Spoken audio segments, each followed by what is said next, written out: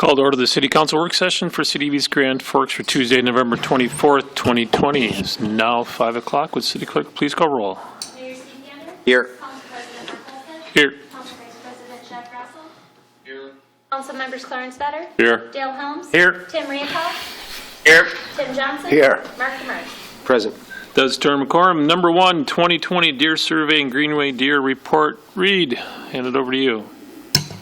Thank you, Mr. President. Good evening, everyone. I have a couple of guests with me tonight. Kim Greendahl, the Greenway specialist from Grand Forks, is here, and Gunnar Patz is a student at UND who worked to put together this survey and kind of put together all the results. So I'll let them do most of the presenting.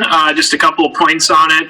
We sent this survey, the report you got said 1,500 people. There was about 460 residents in East Grand Forks that live either along the Greenway or along the Hartsville Coulee within those areas. And the time frame that they took the survey was in August of 2020. Just for relevance to that, I think we see our deer population kind of ebb and flow through the year, so it was taken in the summer months. With that, I think Kim and Gunnar both presented it to the City Council in Grand Forks last night, and I thought they did a really good job. So I'll maybe introduce it to Kim first, and then Kim, if you want to hand it over to Gunnar whenever you're able. Thank you, Council and Mayor, for allowing us to be on the agenda today. As Reid explained, we did do this survey earlier this summer. Over the years, the Greenway Technical Committee has been hearing that deer are in the Greenway and in the surrounding neighborhood, but it's always been really anecdotal. We haven't been able to put numbers on it, which we still haven't put numbers on it, but we really wanted to know how this was impacting residents who live along the Greenway on both sides of the river, and just really get that baseline data that we can look at in future years. So we did work with Gunnar Patz, and I'm going to have Gunnar talk in just a minute. We were working in conjunction with Jason Bollinger. He was a professor of wildlife biology at the University of North Dakota. He's the one that put us in contact with Gunnar, and so we've been having these discussions about deer for quite some time, and luckily, Gunnar was able to get some funding through the Main Street initiative to help pay for mailings and any other expenses. So I can say that the cities of Grand Forks and East Grand Forks, other than staff time, didn't put any money into this study. We were pleased with the results. As Reid had said, about 1,500 people received a postcard. They could do it online. We did have some people, you had the option of calling me and getting a paper copy, so I did get to talk to quite a few residents and got to hear their stories, but encouraged them to also put in their surveys.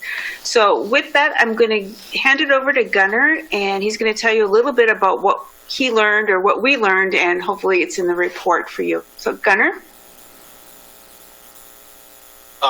Thank you all again for having me here today. Real quick, I'm a senior at the University of North Dakota studying fisheries and wildlife biology, and recently picked up a minor in communication. I'd like to go over just a couple points on from the survey results from both northeast Grand Forks and southern East Grand Forks.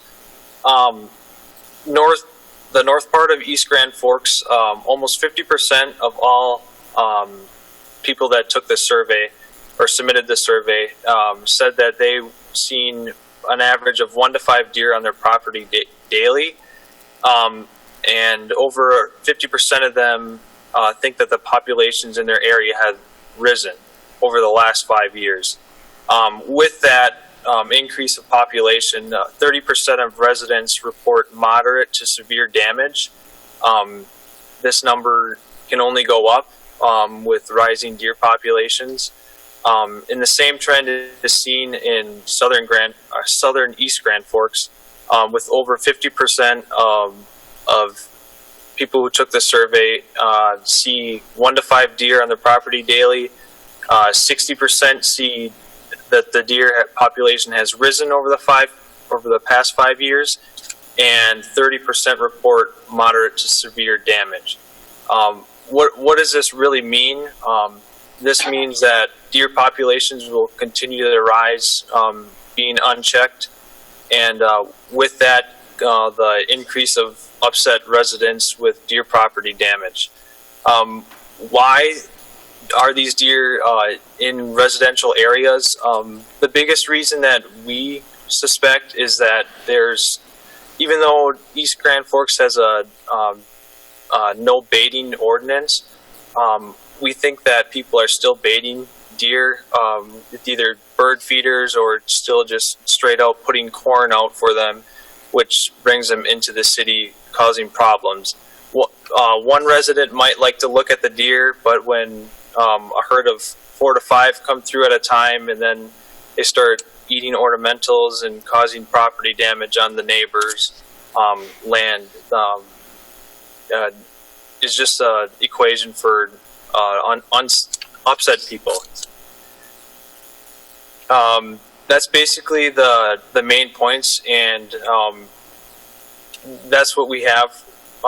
That's what we found in the survey, and basically it's up to the council now to decide where you would like to go from here with what we found. And I'll tag on just a little bit to what Gunnar just mentioned. The plan of the Greenway Technical Committee is to do this survey of the residents every year or 2 years to kind of start looking at, is the deer population growing and how is it affecting the residents? So right now, from our standpoint, that's what we're looking at, is just gathering data, monitoring the activity and seeing how it impacts the residents. Any questions for Gunnar or I or Reid? I guess I have just a quick one, if I may. So the comment section in there are we have about 145 comments. Are those from both sides of the river? They are, and I have to apologize. This morning, I realized that I had sent in the amalgamated comment section, so I do have it separated out for strictly East Grand Forks, and I can send that to Reid tonight and have it distributed, because yes, it is both communities. I would say it's good reading if you have a few minutes there. People were very passionate about how they felt one way or the other for deer. Reid, do you have anything to add, or if anybody else has any questions at this time? I got a question for Gunnar. How about, and I haven't really looked over all of this, but the, the feeding of deer, what is your take? Like, do you have an idea of the percentage of people you think are feeding deer and that's why, or? That is just a suspected assumption we are making because the comment section that we received from East Grand Forks, there was reports that they said their neighbors were baiting, or they know of people who are feeding the deer. So we are assuming that there's a group of people. We don't have an idea of how many are, but we do have an idea of that there are people baiting, drawing these deer into residential areas. Do we know what our fine is for baiting again? Do we have a fine?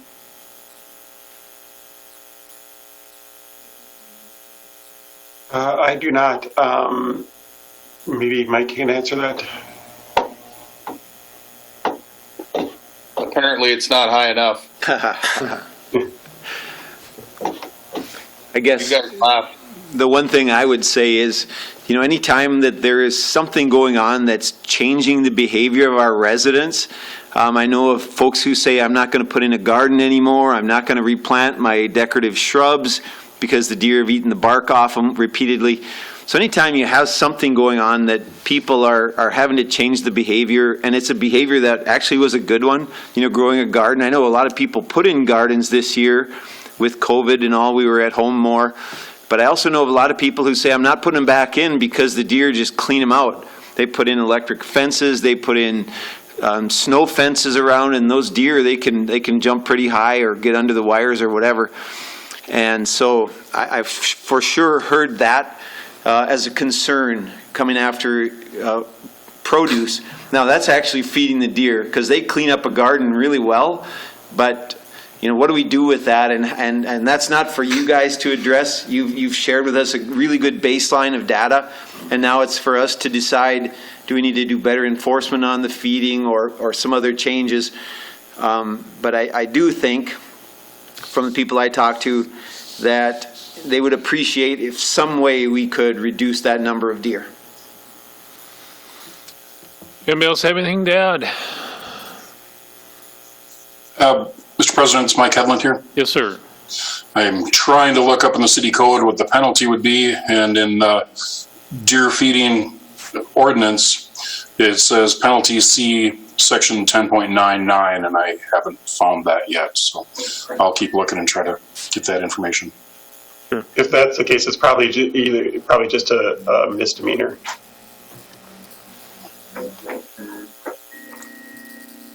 Gail, if you want to make your comments, and wait for Hedlund then, go ahead. Yeah, just a quick one. I know earlier this spring I had a resident from One Point come and talk to me, and I was out there and I got some pictures on my phone, and I think that area there, that hilly place there on 13th and Bigland, I think I took a picture there.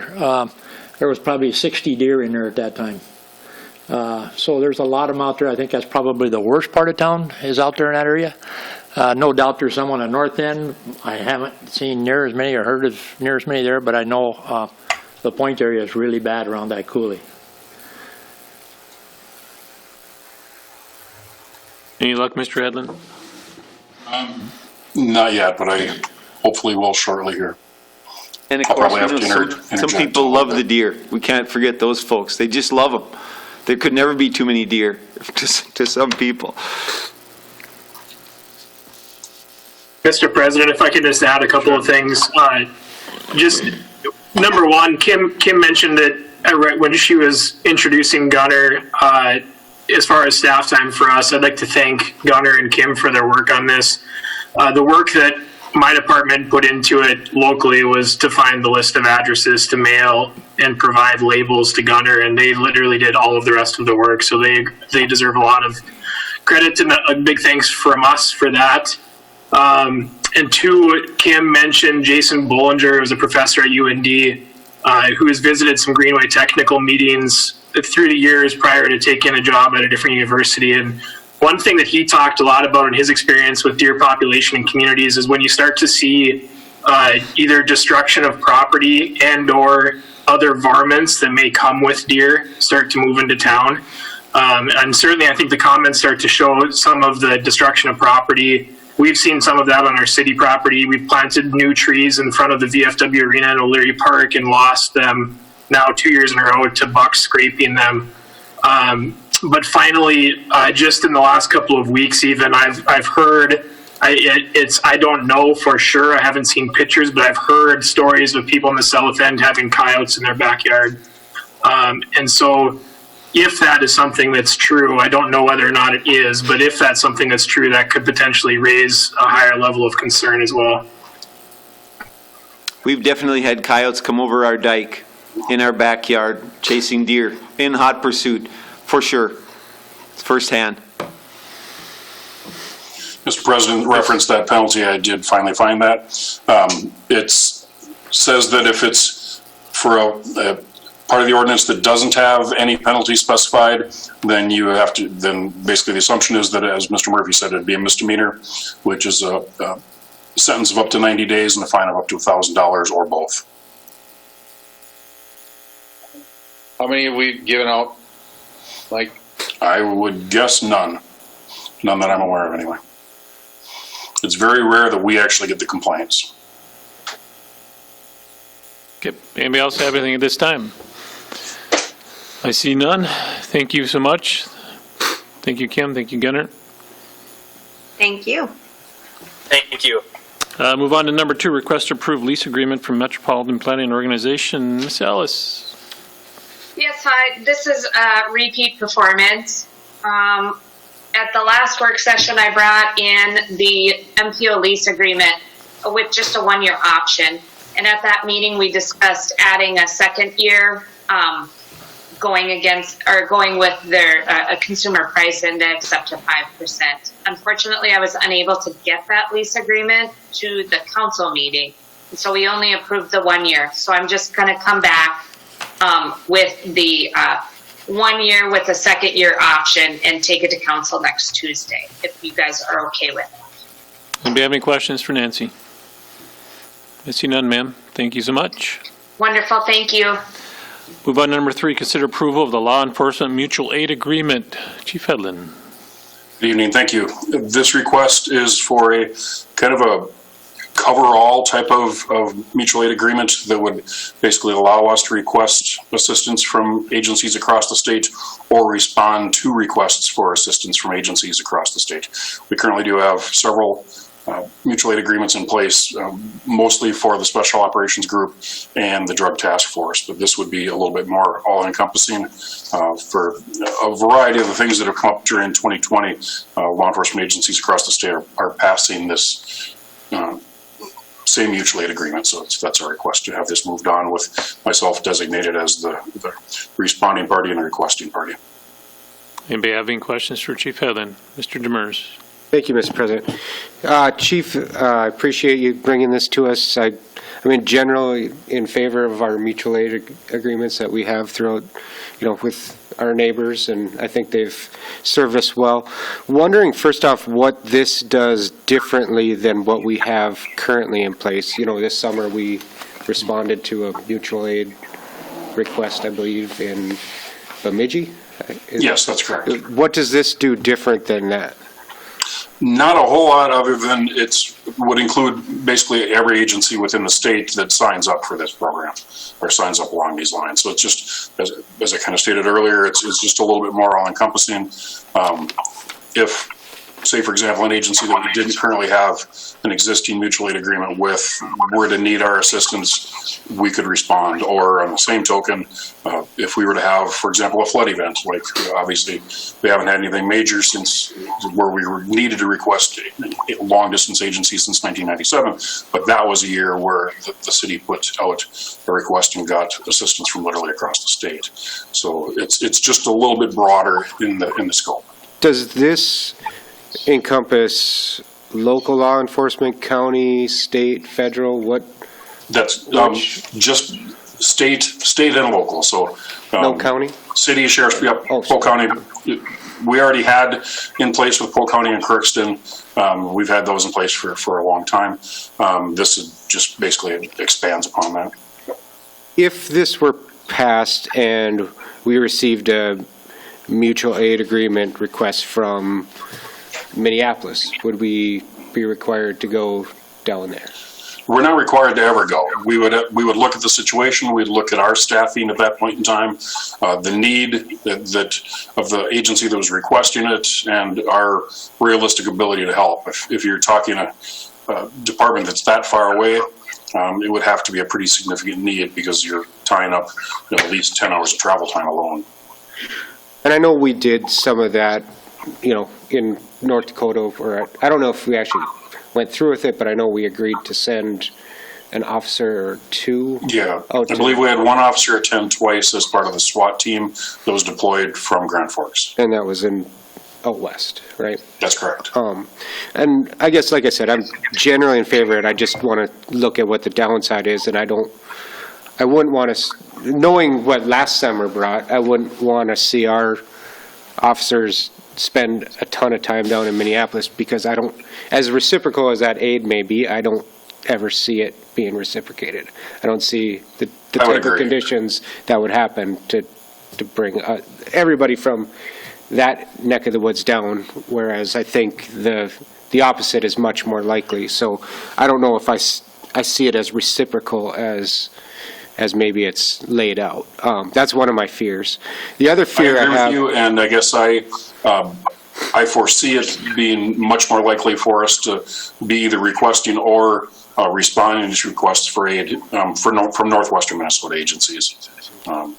This opens up the possibility that we can request from across or respond to across the state, but it would be a very rare day that we would ever be going beyond the region of northwestern Minnesota. Right, and then with our current agreement that we have that was exercised this summer to go to Bemidji, are you the responding officer or responding agent or officer in that request or in that agreement as well? In that situation, I don't have it in front of me, but I know Mr. Murphy signed it, and I believe the mayor did as well. Whereas under this agreement, I would be the only one that would have to sign, or the only one that would have to agree. And that was where I was going to go with this. As it seemed to me that it worked fairly well to have it go through admin, and I don't know. In my opinion, and just in things like this, it's always good to have multiple eyes. Not that you wouldn't, confer or consult with the mayor or Mr. Murphy to do it, but I think if we could, I don't even know if we can have you be the requesting agent or officer, but have our own internal policy that would require some sort of a check with the administrator or the mayor or both, or some sort of secondary check, I guess, and primarily in the long-term one. I don't know. I know I didn't comb through this super well, but I know that there is a distinction between long-term and short-term, and I'm less worried about the short-term ones and want to see, acute action on those type of things. But when we're looking at things that may be longer-term, I would like to have a couple, checks on that system. So I don't know what that looks like exactly in this. If we can facilitate some type of internal policy to offset this or to augment this, I'd be in favor of it. Thank you. I would have no problem with that, and a fairly simple way to do that is I could draw up East Grand Forks Police Department policy that discusses mutual aid agreements, and that would state that while I can approve them, at a minimum I would need to have contact with the city administrator and or the mayor. I think at the lease too anyway, before you signed it and said you're going to send somebody, you'd get a hold of administration and the mayor anyway, no matter what. Yeah, I have no problem with that at all. So I don't think that I have any worries that you would do something that would jeopardize anything. If you feel comfortable doing what Mr. Demers is asking, so be it. I'm not requesting that personally. I think you can. You have a good relationship with Mr. Murphy and the mayor, no matter who it is. So, not the administrator. Talking about the mayor. Mr. Olsted. Yes, sir. I have to agree with you. I'm at the point where I think we're reading, Mr. Demers might be reading a little too much into it. We pay the chief to do a great job, and he does a super job. Crookston approved theirs last night with no condescending or problems with this. I think we should just follow it like it is, and let's just get it approved. Anybody else have anything? I see none. Thank you so much. Thank you. Number 4, 2021 budget and levy discussion. Ms. Anderson, Mr. Murphy. Thank you. I guess I'll just do real quick here. The staff has been working on this. I've been working very closely with Ms. Anderson about this, and I think we're making some real progress. And I'm going to turn it over to Ms. Anderson to give the council an update with where we're at and what we need from the council in the future. Thank you, Mr. President of Council. Attached is a budget summary like we usually have in our packets. Right now that amount is at $505,644 to the negative. If we keep the way the budget is right now, that is with the 5% tax levy. And department heads, we are working on expenditures to get those down, and we're also working on what our fund balance, or try to guess at least what our fund balance will be at 2020, when the year fall is ending. So and then attached is the tax rate comparison for properties that we have chosen. And there is a running tab on those starting at 2012. And at the top of that shows what our levy amounts were for those years, with the preliminary levy at 5% for 2021. If you look, our properties range from 1.92% to 3%, except for the last property, which is commercial. And so we are looking to have our levy approved at 5%. And then we will work on the budget some more, and we'll bring that back to the work session on December 7th for approval on December 15th.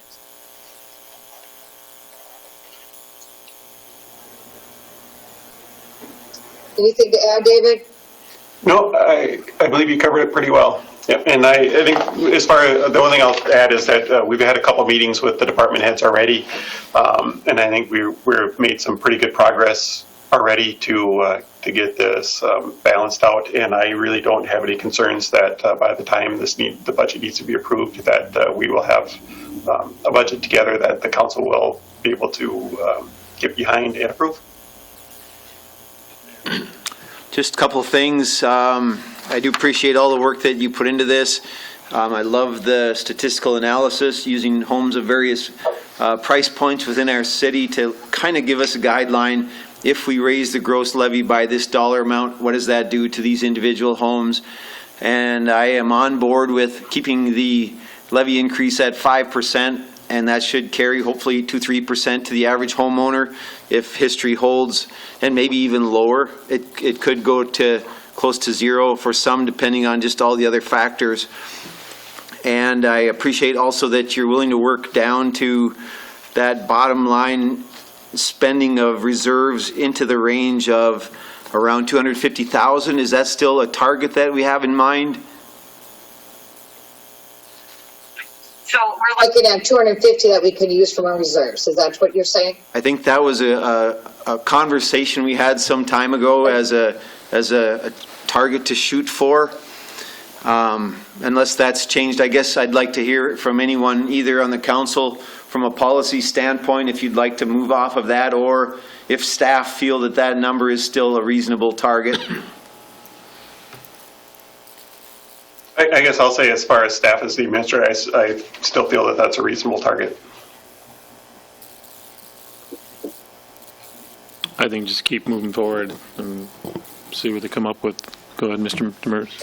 Thank you, Mr. President. So if I get this right, you want to pass the tax levy at our next meeting and then wait 2 weeks and then pass the budget?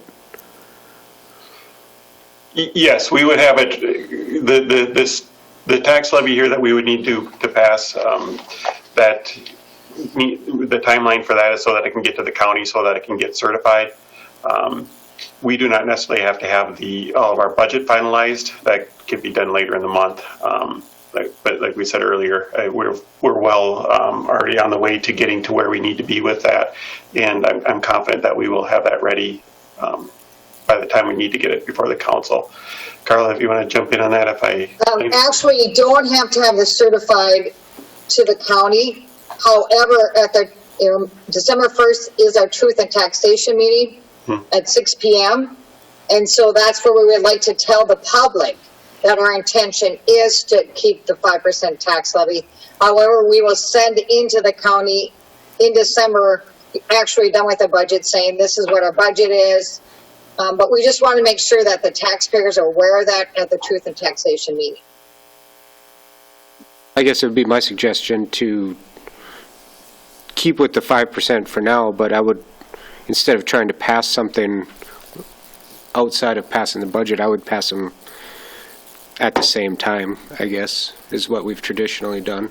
I mean, it just seems like, to me, yes, we're fine with 5%, but if, say the budget, we start going through the budget at our next work session, and we can get to 4.3 somehow or something, why would we lock in before we've settled our budget? It doesn't seem, it doesn't seem necessary, I guess, in my opinion. If we've got the time, if what Ms. Anderson is telling us is we can do it like we've normally done it, I would just do that. Have the 5% goal for truth and taxation, and then when we go through and finalize everything, let's finalize everything. Thank you. Mayor. My sense is, unless I'm misreading it, what I'm hearing from staff is the numbers in front of us are good numbers, even at the $500,000 expense into our reserves. And so to keep it at 5 and bring it down to 250, to keep going beyond that, I think would be cutting into things that we don't want to cut into. But I'm willing to go either way. But I do think the message we're getting from staff is that even the numbers before us are good numbers.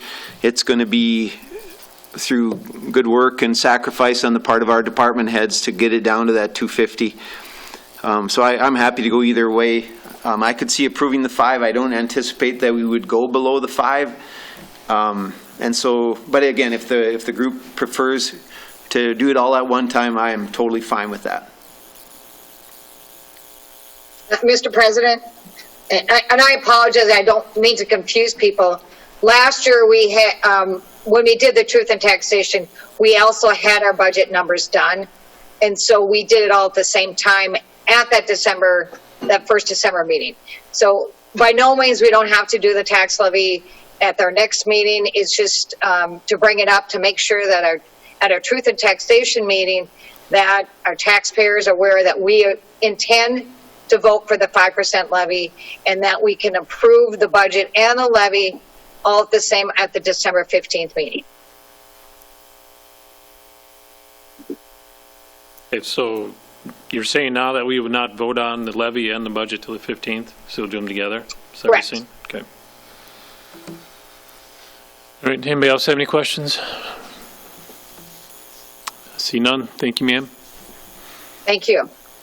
Number 5, discussion on governor's executive order. Mr. Murphy.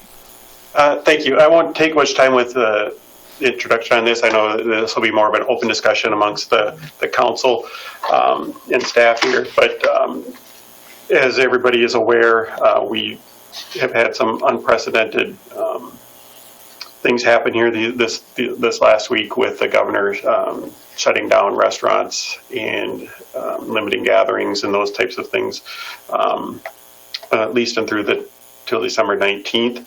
So we've had some discussions about how that will impact the city and how that will impact our businesses, what that means. There's also the inclusion of the no youth sports, those types of things in the until at least until the 19th anyway. So I guess with that, we'll open it up. We have had some discussions with the school district to figure out how that would work for our ice arenas, what we're going to do with the ice arenas in the meantime.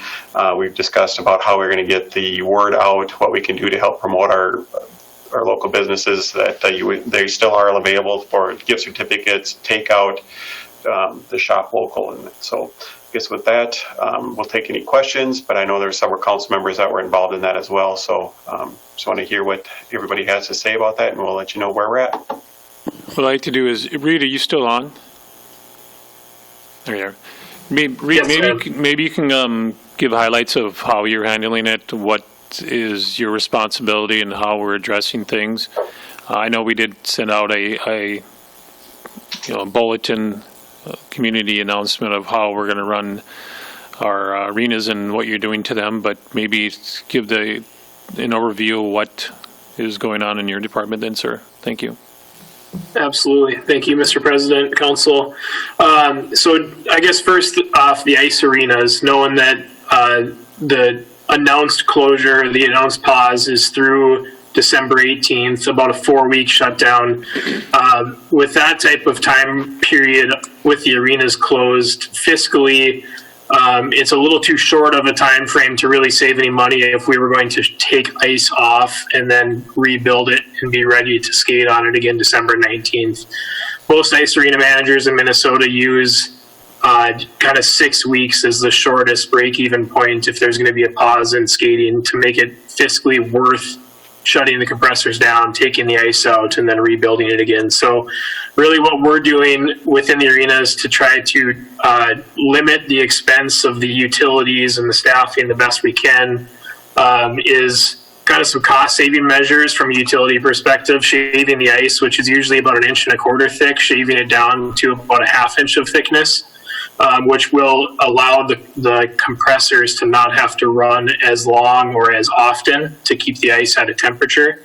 The second thing we'll do is, or we've done, is rather than run the ice at what's typically 18 degrees as a surface temperature, we're running it more at 25 degrees. So those two things, and tripled with the fact that we'll, in the VFW and the Civic Center at least, we have some control over the air temperature in the main space. We can turn that down, so rather than having it be 53, 54 degrees, we can run it in kind of the mid-40s, and use those things together to try to at least limit the cost of our utilities within the arenas. And then, of course, we have all of our seasonal staff basically just on hold until we can return. The programs themselves, the pause is through December 19th. At the moment, that's our figure skating and our youth hockey programs. We certainly are hearing and hoping that we'll be able to return on December 19th to activity. But I think we're probably waiting tentatively for whether or not more updates would come from that. My expectation is that we'll hear sometime in the first part of December. I'm hoping that first week in December, at least get an inkling from Minnesota Hockey and from the Minnesota Ice Arena Managers Association. Both of those parties have groups on a task force with Minnesota Amateur Sports that talk with the Department of Health. I'm hoping we can at least get an idea from them at that time whether or not how we'll return to activity when we're able to do so. One thing that's been floated is that we'll potentially return to practices for a couple of weeks, be able to have local in-town competition or scrimmages, and then eventually be able to move on to some travel competition again after that.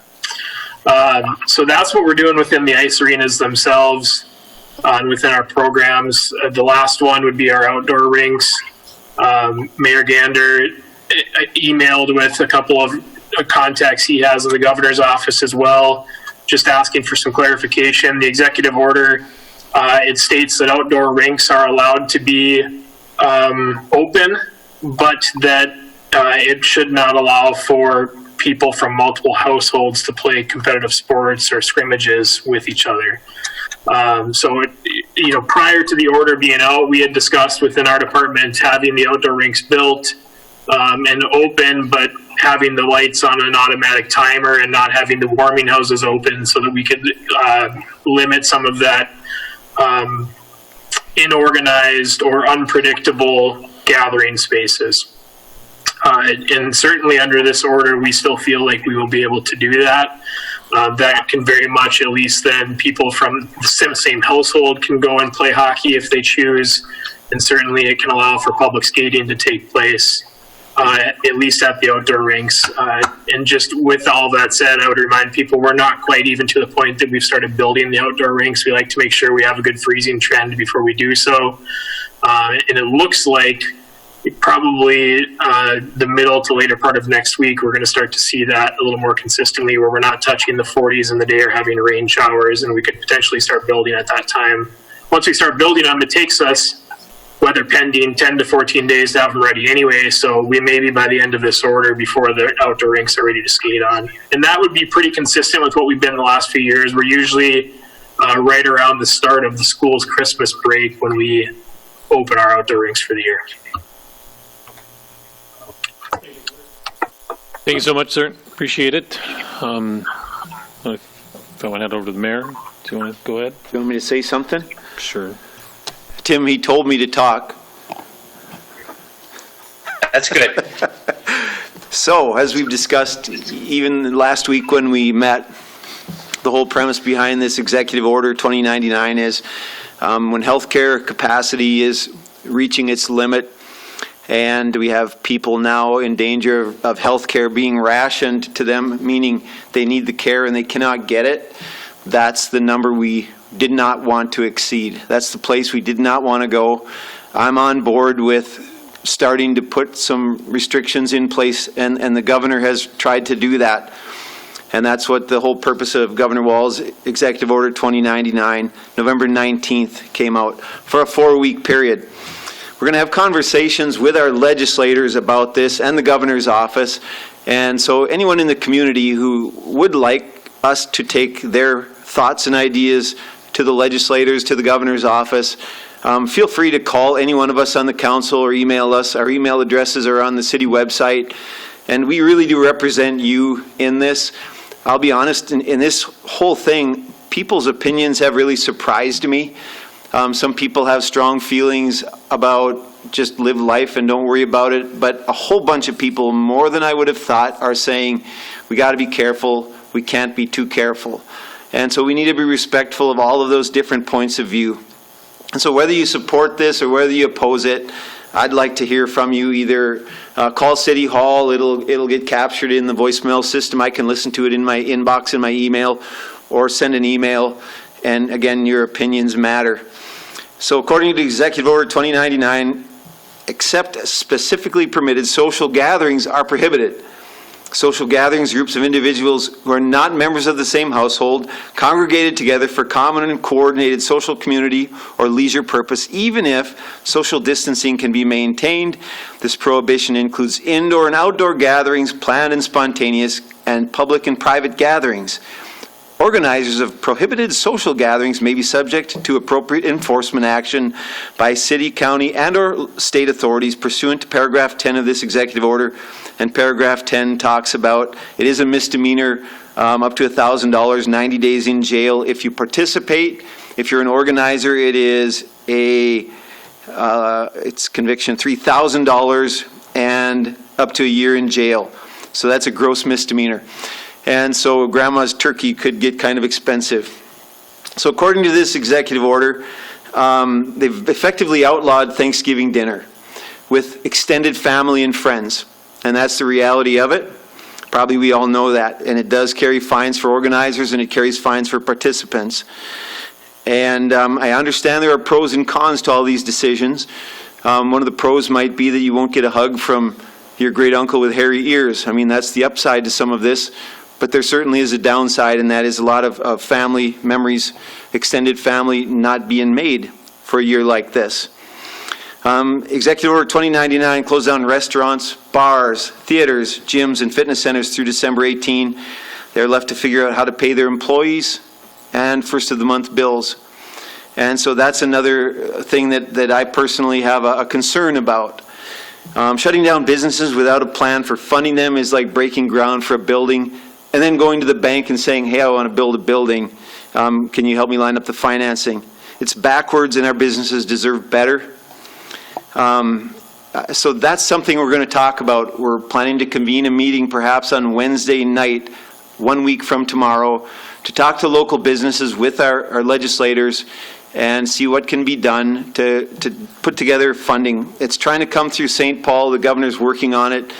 We read a very nice press release from a meeting that governor had in the last couple of days, understanding the condition for our businesses, the fact that we're looking out for the greater good, and that's a good thing, of course, but the load is being carried right now by a very small number of people. That is our local business owners, our restaurants, our bowling alleys, we don't have one on this side, our movie theater, fitness centers. Those folks are carrying a disproportionate share of the load of doing what's right for the greater good. And we have to have a plan in place to defray that expense, to take that load off of them.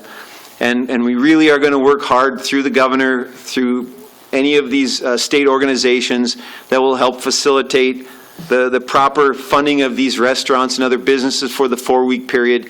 Of course, tucked into there are families, employees who are going to be without a paycheck going into the holidays, right? We can do better. And that's our intent, is to work toward that and really, I'm going to say, hold the governor accountable. You can put out an order like this for 4 weeks and not have a funding plan. They deserve better. We can do better. Thanks. Does anybody else have any comments? Mr. Helms? Thank you, Mr. President. Mr. Mayor, it's a good speech. I understand exactly where you're coming from.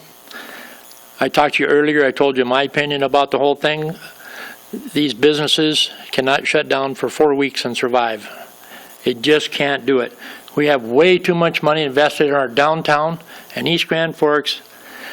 If we believe in our city and we run our city the way that they expect us to run it, we need to do more than just hope that the governor comes up with some money. I talked to one of the representatives today, and he's asking the government to give him some money to help out. Well, if the government isn't going to give him any money, I don't know where the state's going to get it to help out. And these businesses, we talk about the kids playing hockey. Well, yeah, we can have hockey practice, we can play, but how are you going to hold any tournaments or anything if you don't have anything in town for people to come here for? Because that's where we're going to be at. This is a bad deal. And my big problem with the whole thing is, and I'm going to tell you right point blank, I don't trust the governor. I think in 3 weeks, when 3 weeks come up, he's going to come out and he's going to extend it because he does it every time. I'm really worried about it. And if he really does that, then East Grand Forks is going to get wiped off the map.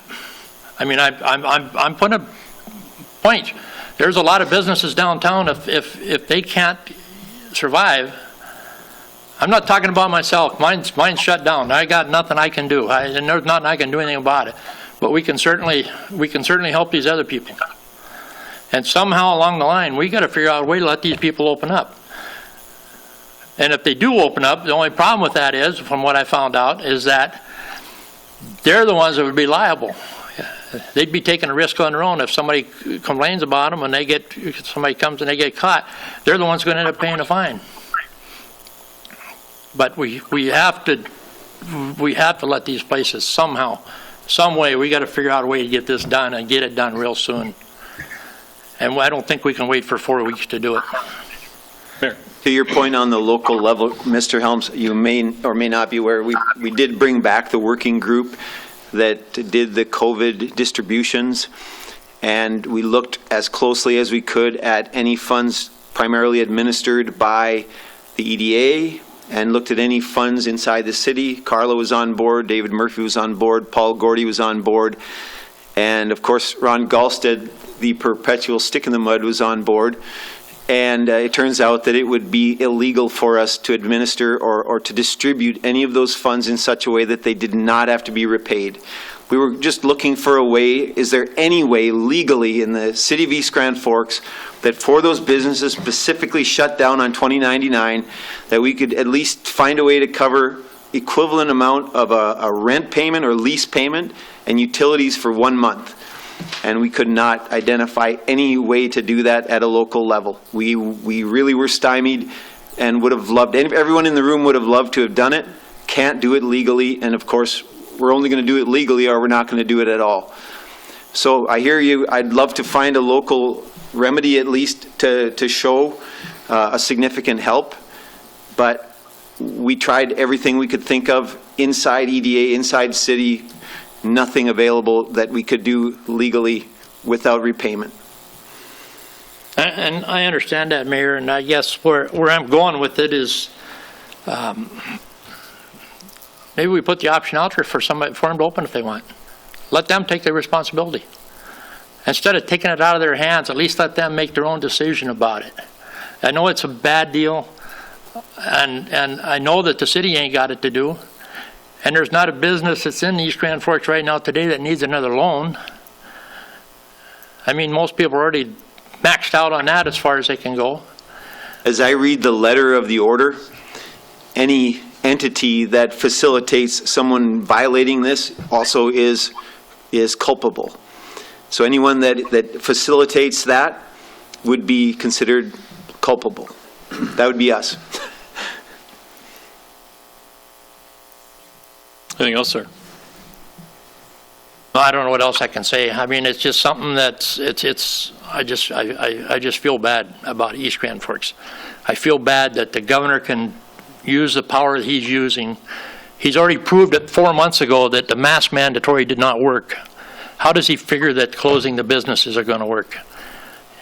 I'm sorry, but it just, their way of thinking is not, they're not thinking for the people of Minnesota.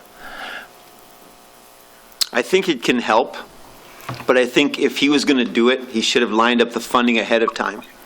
I think it can help. It's an extreme measure, and maybe that's where we are. But for this one, the funding should have been identified ahead of time. That's my belief. And I agree with you 100%. I don't know, it's, like I said again, I can't say enough about how bad it's going to hurt. I talked to a couple people in Crookston. There's a couple in Crookston. They've already decided they're just locking their door because they can't fight it no longer. And that's what's going to happen here. Does anybody else have any comments?